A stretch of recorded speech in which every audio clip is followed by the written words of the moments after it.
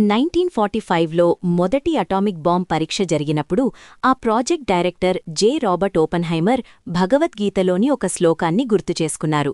దివి సూర్య సహస్రస్య అంటే 1000 సూర్యుల కాంతి ఒక్కసారిగా విరజిమ్మినట్లు.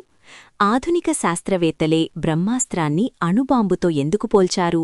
వేల ఏళ్ల క్రితం మన పురాణాల్లో వర్ణించిన బ్రహ్మాస్త్రం నిజానికి ఒక న్యూక్లియర్ మిసైలా?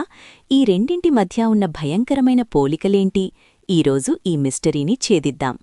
పురాణాల ప్రకారం బ్రహ్మాస్త్రం సృష్టికర్త బ్రహ్మదేవుడు. ఇది కేవలం బాణం కాదు, ఒక ఎనర్జీ వెపన్. ప్రయోగం: దీనిని ప్రయోగించడానికి కంప్యూటర్లు అవసరం లేదు, అపారమైన మానసిక శక్తి మరియు మంత్రాలు చాలు. విధ్వంసం: మహాభారతంలో బ్రహ్మాస్త్ర ప్రభావం గురించి ఇలా ఉంది. అది ప్రయోగించినప్పుడు 1000 సూర్యులు ఒక్కసారిగా ఉదయించినట్లు వెలుగు వస్తుంది. అగ్నికీలలు ఆకాశాన్ని తాకుతాయి, భూమి వణికిపోతుంది. పరిమితి: బ్రహ్మాస్త్రాన్ని ఒక్కసారి ప్రయోగిస్తే వెనక్కి తీసుకోవడం చాలా కష్టం. ఒకవేళ 2 బ్రహ్మాస్త్రాలు తలపడితే ఆ ప్రాంతంలో 12 ఏళ్లపాటు వర్షాలు పడవు, భూమి నిస్సారమైపోతుంది. ఇప్పుడు అటామిక్ బాంబ్ గురించి చూద్దాం. ఇది అణువుల విచ్ఛిత్తి, న్యూక్లియర్ ఫిషన్ ద్వారా పుట్టే శక్తి. ఉష్ణోగ్రత: అణుబాంబు పేలినప్పుడు పుట్టే ఉష్ణోగ్రత సూర్యుడి కేంద్రం కంటే ఎక్కువగా ఉంటుంది. రేడియేషన్: ఇది పేలినప్పుడు వచ్చే వెలుగుతో కళ్ళు పోతాయి, కాని దానికంటే భయంకరమైనది రేడియేషన్. ఇది గాలిని, నీటిని, నేలను విషపూరితం చేస్తుంది. ప్రభావం: పేలుడు జరిగిన కొన్ని కిలోమీటర్ల వరకు ఉన్న జీవరాశి ఆవిరైపోతుంది. ఇప్పుడు ఈ రెండింటి మధ్య ఉన్న షాకింగ్ పోలికలు చూడండి. పర్యావరణం: బ్రహ్మాస్త్రం ప్రయోగిస్తే అక్కడ 12 ఏళ్లు కరువు వస్తుందని పురాణాలు చెబితే, అణుయుద్ధం జరిగితే న్యూక్లియర్ వింటరొచ్చి ఏళ్ల తరబడి పంటలు పండవని సైన్స్ చెబుతోంది. వంశపారంపర్య ప్రభావం: అశ్వత్థామ బ్రహ్మాస్త్రాన్ని అభిమన్యుడి భార్య ఉత్తర గర్భంపై ప్రయోగించాడు. అంటే అది డిఎన్ఏను లేదా గర్భస్థ శిశువులను టార్గెట్ చేయగలదు. అణుబాంబు రేడియేషన్ వల్ల కూడా తరతరాలు వైకల్యంతో పుడతాయని హిరోషిమా ఘటన నిరూపించింది.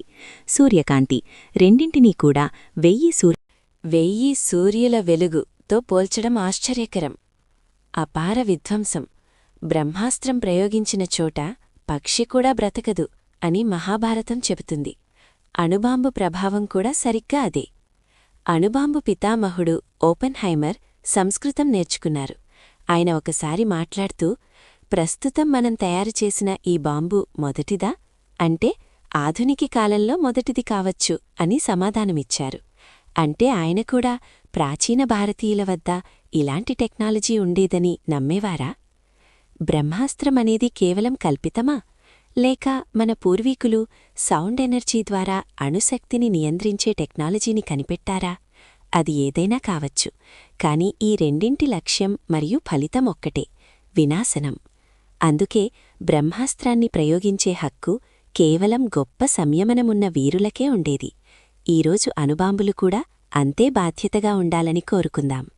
బ్రహ్మాస్త్రం నిజంగా ఒక న్యూక్లియర్ వెపన్ అని మీరు నమ్ముతున్నారా? మీ అభిప్రాయాన్ని కామెంట్ చేయండి.